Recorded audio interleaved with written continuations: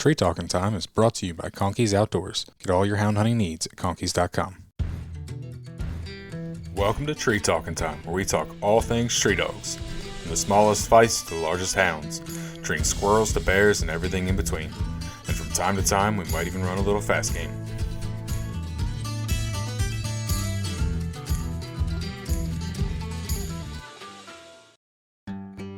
Need reliable housing for your animals?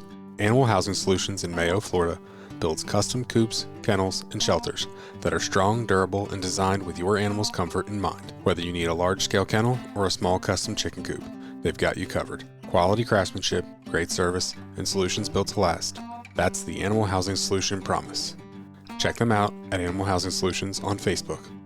Animal Housing Solutions, where your animals come first. Your dogs deserve the very best, and that's exactly what Elite Nutrition Canine Products delivers. Packed with premium ingredients and backed by science, their formulas are designed to boost energy, support joint health, and keep coats shiny and strong. Whether you've got a working dog, a hunting partner, or just a loyal best friend, Elite Nutrition gives them the fuel they need to thrive. Don't settle for ordinary. Choose the nutrition your dog deserves. Find Elite Nutrition Canine Products today and give your dog the Elite Edge. Go to shopeliteglobal.com and use the code TREE10 on your next purchase. Well, the guy that actually started me to coon hunting, I wasn't quite 20 years old. I think I was about 19, maybe 18 and a half, somewhere in there.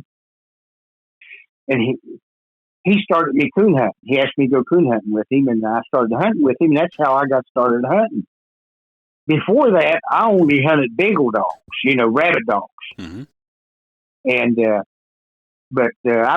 after we had hunted one whole season, I drove him back to Missouri. See, I lived in Ohio then, and drove him back to Missouri to take his dogs home. And we was out coon hunting. We'd had a good hunt, killed a couple coon, and the dogs started another track, and we was laying on the side of this hill, listening to the dogs. Well, we seen this light in the sky, and I guess it was a UFO. I'm not sure. I can explain to you. All I can tell you is what happened to us. And that light, we seen it way far off, and kept seeing it getting closer and closer. And man, John Berry said, "Do you see that, Jim?" He called me Jim. And I said, "Yeah." I said, "What is it?" He said, "I have no idea." And it was shooting across the sky, going this way, that way. There wasn't nothing straight about it like an airplane. And we kept watching it, I'd say, for a good 4 or 5 minutes. And then it come right toward us, right over us. And it lit the woods up. You could have squirrel hunted. That's how bright it got, right over top of it. Well, the dogs was running the track, and they quit and came in. And that was strange. Them dogs he had didn't do that. Mm-hmm. And, after that was all over, it finally left, but it just shot, just like a shooting star. Jeez. And then it got dark again. Well, after that happened, I told John, I said, "I'm ready to quit." I would have been too. He said, "Really, I am too." And I said, "Stay close." And because I didn't know where I was at. See, it was in Missouri. I live in Missouri now, but I didn't then. Yeah. And so when he picked up his foot, my foot went into his. Buddy, I stayed right close to him, and we went home. You're on the wrong podcast. There's a whole podcast that talks about UFOs and Bigfoots while coon hunting, called Coon Hunting. Really? Coon Hunting Confidentials. But I thought that was kind of an interesting story. We're stealing Daniel and Dustin and Ryan's thunder. We're going to be the new UFO coon hunting podcast, I guess. Yeah, that was kind of about UFOs, but it was a coon hunting story. That's where we'd been coon hunting, and that's how it all started. Yeah. Mm-hmm. That's pretty crazy. Yeah. Well, you want another one, or you want to go on with something else? Definitely want to hear another story. Well, when I lived in Ohio, I lived on this road called Hoosier Road. There was corn all around it. And this is before Mark's day. Okay. And my oldest son's named Jimmy, and they'd go hunting with me sometime. And this Tommy Prince was with me, this guy, when this story happened. Well, me and him kept running this coon in this tile along the road. And so Tommy said, do you have anybody that you can put at this towel? Maybe not let this coon go in this towel? And I said, yeah, I got my son. And he had a couple friends. I can't remember who they were. This is back in the late 60s, early 70s. Okay. And so we went to the woods and started the dogs out. We let them out the road where the towel was at. And sure enough, we struck that coon. And of course, it could have been different coons that went in that hole. They may have been a bunch of them living there. But the dog started running. And sure enough, it went to that towel. And Jimmy, my oldest son, he had a baseball bat. So he just made sure it didn't go in that hole, huh? Make sure it didn't go in that hole. Yep. But I'm sure if you talk to Tommy, he'll tell you about that incident, because he laughs about that to this day. Yeah. Yeah, there's a couple of stories. Why don't you introduce yourself? Okay. My name is Glen Smith. I've been hunting for tree dog hunting for just a little over 60 years. Okay. And I rabbit hunted before that. I rabbit hunted quite a bit. Mm-hmm. And I met this John Berry guy that introduced me to these tree dogs. And that's how I got started hunting. And I hunted a bunch with him. About how old were you when you started hunting with tree dogs? Oh, about 19, Okay. 18. I was pretty good age. Mm-hmm. And I didn't even know what a tree dog was. And my neighbor heard his dogs treeing in the woods, and he went to him and introduced him to me the next day. Okay. And from that day on, I started coon hunting with him. What were you hunting back then? Well, he had a dog named Trail, was a high tan hound. Mm-hmm. I mean, he had ears on him. He could almost walk on him. And then he had a dog, a black and tan dog named Bob. And he had a bobtail, but he was houndy as can be. Okay. And then he had a blue tick mixed up dog. It was a smaller dog in them hounds. And it was silent. It's the only dog that I've ever hunted with in my life that was totally silent. You know, a lot of these dogs they call silent, they'll open up just right before they tree. Yeah. Well, if they're running the hot coon, they'll say a little something. Well, this dog, I never did heard it say anything. When it treed, you could start walking. Mm-hmm.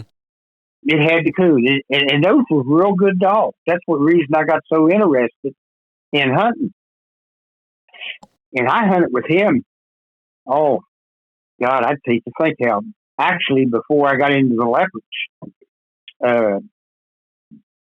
And then after he got pretty old, he didn't hunt that much anymore.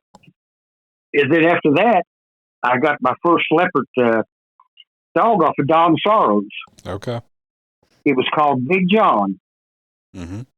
And it was out of a dog called Fireball and Sneaking Sue. Yep. Was his name. And boy, that dog took off like you wouldn't believe. It was a good dog, and I was treeing coon left and right. And when it was about 13 months old, I got it killed on the road. Oh. And boy, I tell you, that really hurt. Mm-hmm. But I did get him bred before he got killed. Okay. Don Isham and him went over to John Lakers and picked up a dog called Cheetah. And we bred Big John to Cheetah. Okay. And had a litter of pups. And that's what Isham Smoke come out like. Yep. He's in the Hall of Fame, I think. And the guy that owned the female cheetah, he didn't hunt much, and I hunted these dogs, and I trained that smoke dog. Okay. And then after I got it trained, it was about 4 years old. Don seen the dollar signs, and he sold it to Billy Williams. Yeah. And then after that, I lost track of it. I know he hunted it in some of the hunts, and from what I've seen in the books and stuff, he done pretty good with him. Yeah. No, I remember seeing several photos of that dog, and I know he ended up with Billy. I don't know if Billy kept him until he died or not, but I do know Billy had him and seemed to do pretty well with him. Go ahead. I know Billy did pretty well with him. I mean, the one picture I saw was Billy and a bunch of other guys that lived out there in Missouri, and with a bunch of coon hides, and Smoke was in that picture. Well, that was probably one of the best tree dogs I ever seen. Okay. Even mine, Big John was a good tree dog, but boy, this dog, he had the prettiest smile, the loudest smile, and he could really blow the top out of the tree. I always thought he looked like that England's little lep. Okay. The picture of him I've seen, he was a darn good dog. But that's how I got into the Leopards. It's through Don Sorrows. Yeah. And then there's another leopard dog. I don't know if you've probably heard of him, Golden Valley, Blanchard Golden Valley. Yeah. Yeah, Blanchard Valley Goldenrod. Yeah. His name, he nicknamed him, called him Barney. Okay. Well, I went out and hunted with that dog probably 4 or 5 times, and he was impressive. Boy, I tell you, he was. He's kind of like them Steven stocks that Doug had. I mean, he'd get in there quick and get treed, and he always had the coon, and he was just a nice dog. I'm not kidding you, really nice dog. Yeah, he was a direct son out of Nimrod, that golden dog. I think it was Nimrod and Sue, if I remember right. And now you talk about a trained dog. He didn't even own the lead. Okay. That guy did. I remember we'd go hunting, and that dog would just walk beside him. Yeah. And I'd already turned my dogs loose. And I'd say, "When's you going to turn him loose?" He said, "Yeah, but I ain't told him he could go yet." And this is true now. This is really true. And he'd tell him, he'd say, "Okay, Barney, go." And then he'd go.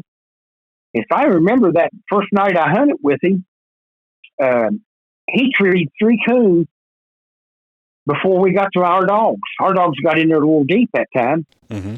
And he picked 3 coon up before we got to our dogs. Dang. Impressive. And yeah, he was a red dog. Yeah. But I've seen a few pictures of him. The one, he's sitting on a tailgate, and there's quite a few coons stacked up on that tailgate with him. Yeah, I got 23 coon. I got that picture myself. Okay. I got the original picture of it. He gave me the original, one of them. Yeah. Mm-hmm. But I hunted with Don. His name was Don Augsburger.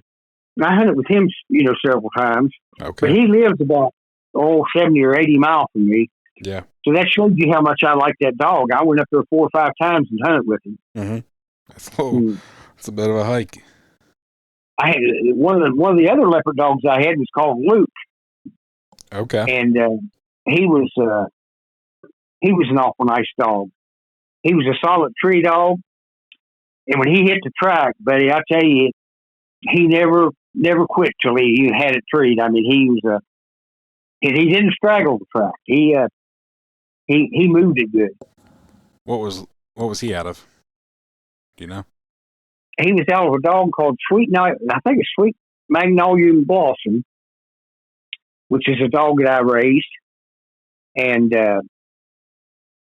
I think it was Billy Williams' dog, that bobtail dog.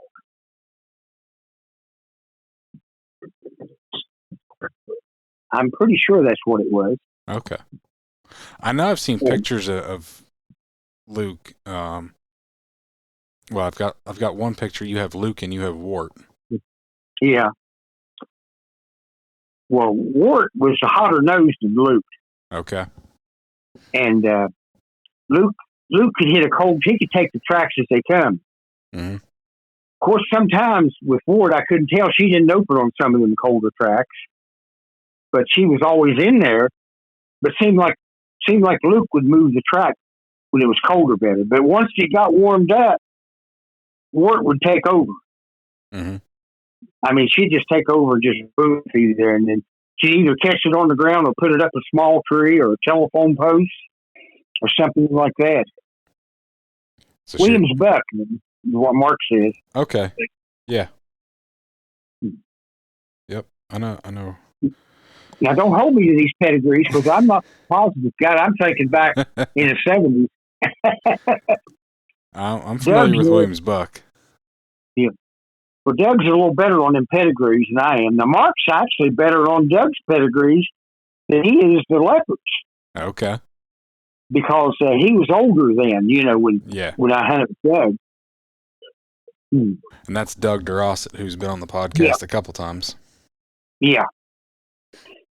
But I've hunted. I've never hunted one breed totally in my life. I've hunted mixed breeds, dogs that I didn't know what some of them was out of. Yeah. And just anything that was a good dog. I'd pick up a dog every now and then, try it out. If it worked out, I'd keep it. I'm the same way. Best dog I've ever owned. I couldn't tell you what she was. She came from a dog trader. She was a little cur dog. That's all I know. Yeah. I hunted cur dogs after I hunted with John Berry and them hounds when I first started. I hunted with more cur dogs than I ever did. Yeah. I never did have very many hounds. What made you prefer a cur dog over a hound? Well, it just seemed like they hunted with you better. Mm-hmm. And some of them hounds, I tried a couple walker dogs, and you had to hunt with them. Yeah. And these cur dogs seemed like they would just hunt the woods out and come back, go to another woods. And see, the hunting I had there in Ohio was patch hunting anyway. Mm. And that worked out great for me. And when I had them hounds, they would leave one woods to the other. Man, if it was 2 miles through there and they'd see timber, they'd go to it. And I didn't like that. I just liked the way these cur dogs handled it. And it seemed like I caught more coon, too. Mm-hmm. But that's the main reason that I hunted the cur dog. Okay. I was just curious. I mean...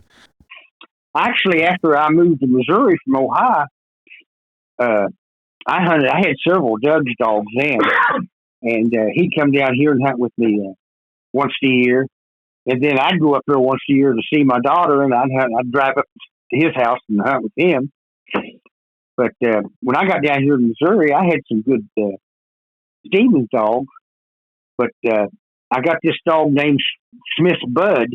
Okay. It was a mixed-up dog. It was 3/4 cur, mountain cur, and 1/4 walker. Okay. And that's the best dog me personally has ever owned. Yeah. I mean, that dog, speed-wise, now I don't know whether it had its cold nose as Doug's dogs did. I never did hunting with Doug's dogs that much. Yeah. But he had a good nose. Yeah, he could. When he started to track, he would finish it somewhere. Mm-hmm. And we squirrel hunted and coon hunted him. And just about everything we put him in, most of the time we'd win or cast or place in the hunt. We never did come out number one except on a couple of hunts, didn't we? We won the Missouri State Championship 3 years in a row. Nice. On squirrel. And, but he was a pleasure to hunt. I mean, you just know when you went hunt with him, you was going to catch coon. Yeah. Or he was going to tree squirrels. It's always nice. Yeah. Something that's that consistent. Yeah. Yeah, he was consistent. And we crossed him into the Stevens dogs several times. Okay. We crossed him in one dog Doug owned called Pedro. Yeah. No, Crow. Okay. And had litter pups. And then I got a Stevens female from Doug called Potsy. And we bred Bud to Potsy. And then we bred him twice. And she had a litter pups. And I had to talk Doug into taking one of them. and it what was his name? Maybelline was his name. Doug, you may ask him about it sometimes if you talk to him. And she made an awful nice dog. And I don't know what happened to some of them pups, everyone we kept made a dog. Of course, we hunted them.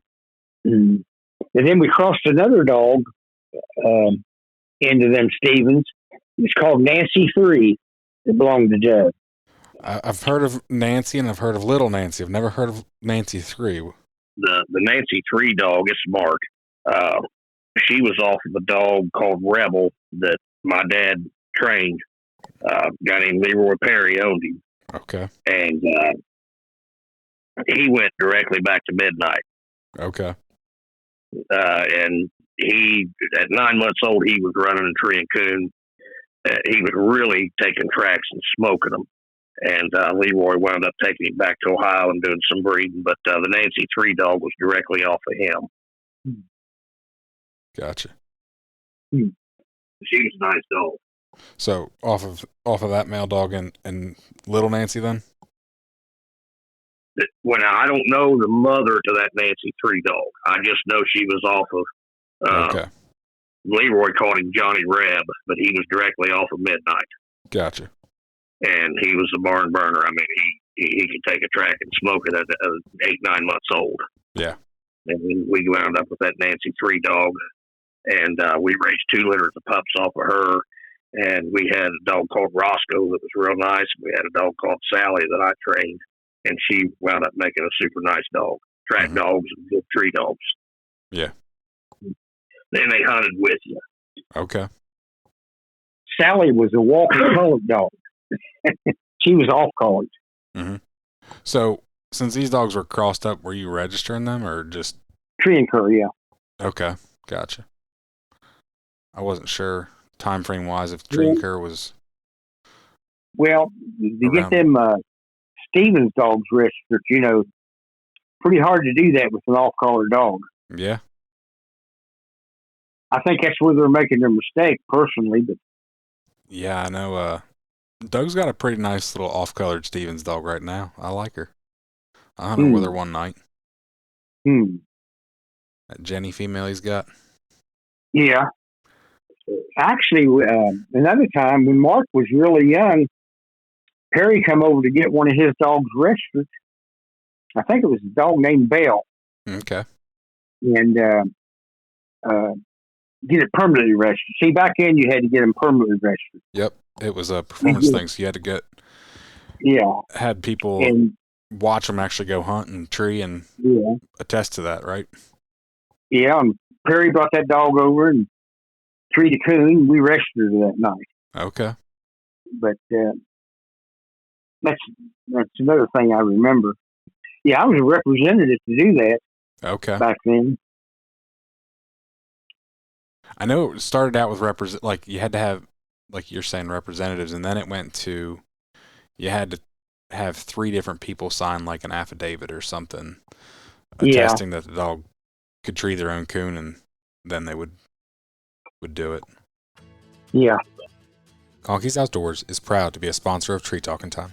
Family, hunting, tradition is the Conkeys motto. They understand the importance of passing down the tradition of hound hunting. They are a family-owned business that treats you like family. They also understand the importance of having the gear you need when you need it. Conkeys carries everything for your next hunt, and it ships to your door quick. They also offer Great warranties on all tracking systems and financing options. Check them out at conkeys.com. You can also use the code TreeTalkingTime5 in all caps to save as well. Well, I've treated several bobcat with these dogs around here, these cur dogs. Nice. If you still had a bunch of cur dogs, I could definitely move one. If I got a buddy that's a big time bobcat guy, and he's looking for a good cur dog that can treat bobcats. Well, even that dog that was out of Johnny Reb, the McNeil's dog. Yeah. He treated bobcat for me too. Okay. And done a real nice job on that. He kind of cold tracked it. Seemed like it was. With them bobcat, I never run enough of them to realize how they do. Mm-hmm. But he ran it quite a little ways and treated, had it. Now the other dogs that treat them bobcat, they made them go up a tree. They was fast on them. But heck, I've probably treated 7, 8 of them, 9, somewhere around that since I've been down here. Okay. Be honest with you, I had to quit hunting Bud because that's all he wanted to run there at last. But I'd hunt him in the daytime. I was all right on the squirrel. Yeah. But we took him to Illinois to a hunt one time. Mark competition hunted him, and up there they didn't have them like they got down here. They're thick around here, and we never had no trouble. And I think he won that cast. But Mark mostly hunted them dogs when we hunted them in competition. Okay. I hunted them here at the house and around the house here and just hunted the heck out of them. Now, were you hunting NKC at the time? Yeah. That's what I figured. But I hunted every night. Yeah. A lot of guys did. I mean, man, I went to work sleepy a lot of mornings. I never did miss work. Of course, I had a family to take care of. Yeah. But I'm sure in the wintertime, all them coonhide checks probably helped out raising that family. Yeah. Especially in the 70s. Yeah. Since I've lived down here a short time before it, the bottom dropped out of them, and really it wasn't even hardly worth taking them out of the woods. Yeah. Hmm. Yeah, I got told today, actually, by somebody that lives, I think he lives in Indiana, I believe. He took an Amish kid with some coon hides to a fur buyer, and they gave him like $2 a piece or something. Yeah. So. I remember, I think the highest check I ever got was $1,700 and some dollars. Wow. And that was back in the 70s. Matter of fact, I bought a guitar with it that I gave to Mark. And bought my wife a TV. You have to keep the wife happy if you're going to stay out coon hunting. Yeah, for sure. But it was profitable then. Oh, yeah. But I'd usually, that one year, matter of fact, that picture you sent me, we scraped the hides one year when I hunted with Ted Young. Mm-hmm. And I think that's the year that I sold that they were so high that we got so much money on. Okay.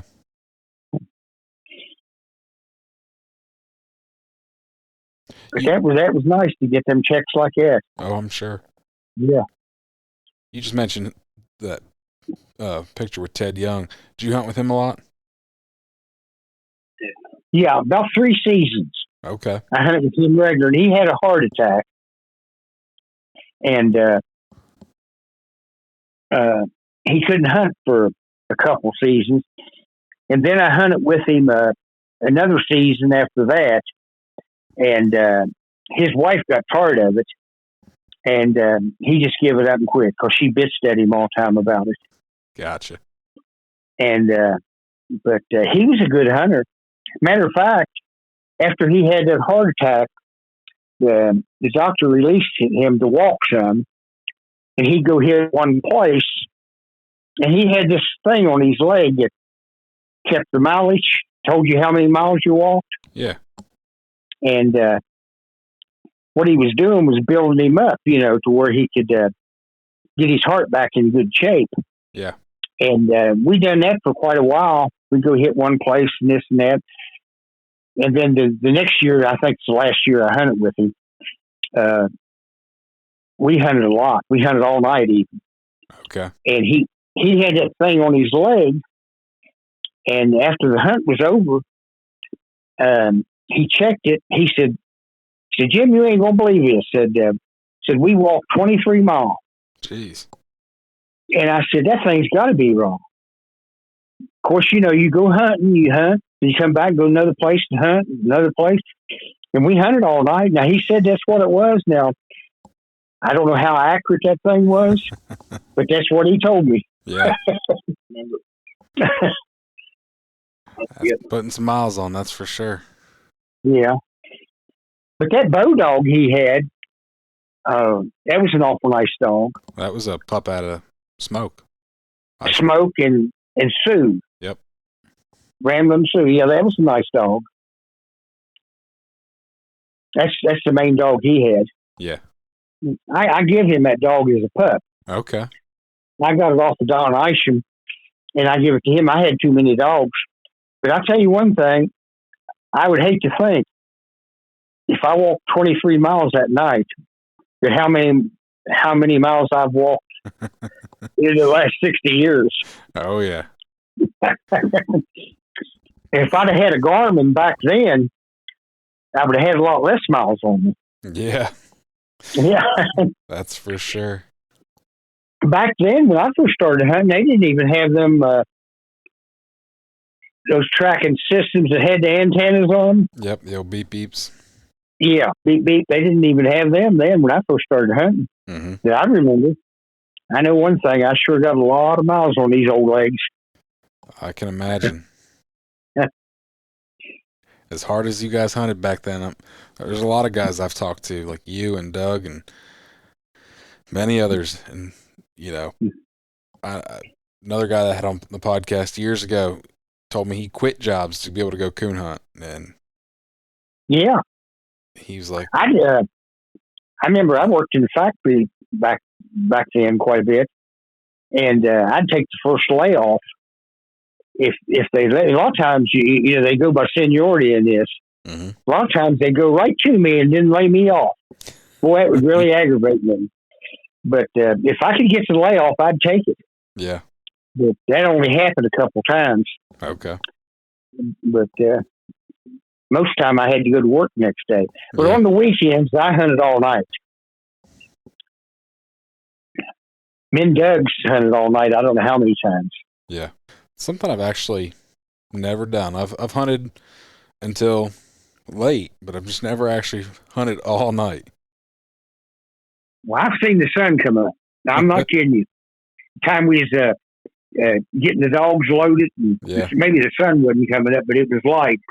Before long, we get out there driving, the sun would be just coming up. Yeah. I've seen that happen several times. Well, heck, back then, with coon price, the way, like we said, with hide prices the way they were back then, I get it. While I'm not saying it wasn't fun, it was also worth it. Yeah, that's true.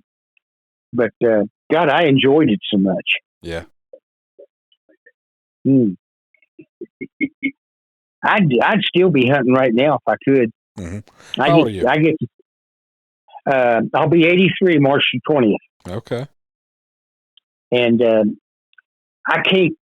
My problem now is that I can walk quite a ways, but I have to stop. Yeah. And then go a little farther, then stop, and then go a little farther. And when I was 78, I think is when I quit. And I was hunting with these young kids across the road from me, and they'd run off and leave me. And it just got to the point to where it wasn't as fun. Yeah. The way those kids done, and I didn't enjoy it as much, so I just give it up. Yeah. And then I wasn't getting around good in the woods. I had fell a few times and skinned myself up, and I kind of got concerned about hurting myself real bad. Oh, that's legitimate fear, yeah. What's that? That's pretty legitimate fear. Yeah. Now, I still squirrel hunt a little bit, even now. I got a little feist dog. I squirrel hunt. Nice. Just got him started here recently. Where'd you get him at? There's a guy named Colin Maynard. I hunted with him when I was in Ohio too, coon hunting. And he's got a line of feist dogs. I don't think they got as good a nose as some of them dogs I had. Yeah. Their ears stick straight up. This one I got. Mm-hmm. And but he can tree a squirrel now. That's all that matters. He treed one the other day before this bad weather hit, and it was in a nest, and I didn't have my gun with me, and I'm sure that squirrel was in that nest because that's the hardest I ever seen him tree. Mm-hmm. And I'm just sick to my stomach that I didn't get it out to him. Yeah. But I wouldn't call him a squirrel dog yet, but he will tree a squirrel. Good. I'm sure in time he will be a good squirrel dog. Yeah, especially this time next year, I think he will be because he'll mature a lot. Yeah. He's still got a lot of play in him. Mm-hmm. How many leopards you have? So I have 2 pure leopards, and then I've got a half leopard, and then I've got a crossed up leopard colored dog that I don't really know what she is. She a good dog? Yeah. Hey, that's all that matters. Yep. To me, that's all that matters to me. No, honestly, the best 2 dogs I have are actually the crossed up dogs. Well, that's like this bud dog. You know, he's the best dog that I ever owned that I really liked. Mm-hmm. And he done a good job, and he was consistent. It seemed like when you took him hunting, you was gonna get a coon or a squirrel, whatever you went. Yeah. He was just a darn nice dog. But what's the high tan dog you have on your profile picture on Facebook? that's Bud. Okay. That's the best dog I ever owned right there. That's him. Nice. He had a flagged tail. Okay. Wonder where that came from. He's a nice dog. Where'd you get him at? Actually, Mark had a beagle, and this friend of his had a litter of pups that was out of cur dogs, and Mark traded a beagle for that dog, and I went over and picked it out for him. I picked Bud out. Okay. And the guy that raised them dogs had a grade. It was a walker-looking dog that was the mother to Bud. Mm-hmm. And he bred one of them mountain curs to her. And she was half walker and half mountain cur, and he bred her to a full-blooded mountain cur. Okay. And so he was mixed up.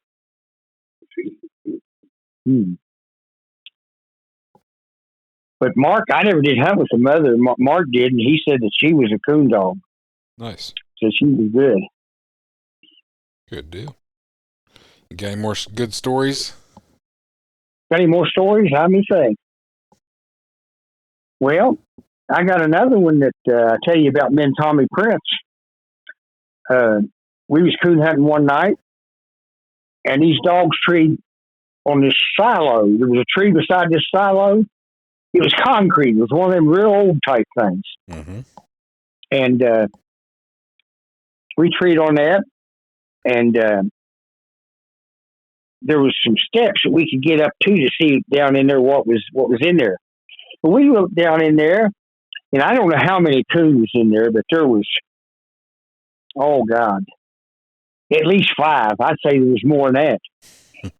And me and Tommy threw them dogs in there. And after we got them in there, they started coming out. You know, the hole went into the silo, which I don't remember where that was at. But and the ones that they had caught, they were still fighting and killing them. And man, you never heard such growling, and them coon was jumping on them dogs even. Yeah. After they get a hold of one coon, the other coon jump on the dog. Jeez. And then after the fight really got fierce, a lot of them coons got, lit out there. Yeah. But, that was kind of a funny story that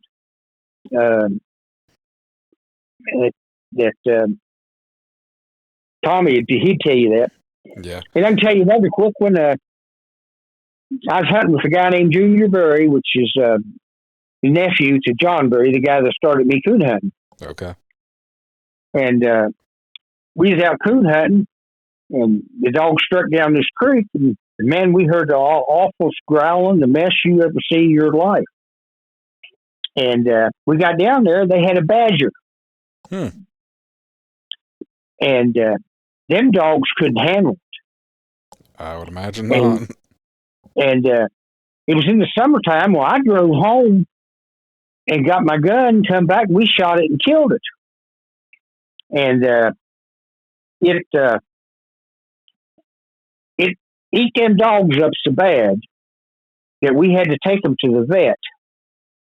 And I forget that one dog I had then, I think he put 30-some stitches in it.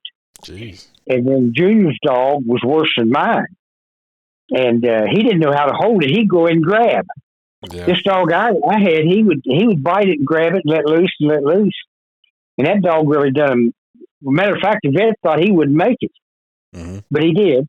Well, good. But you talk about a vicious fight. I never seen nothing like that in my life.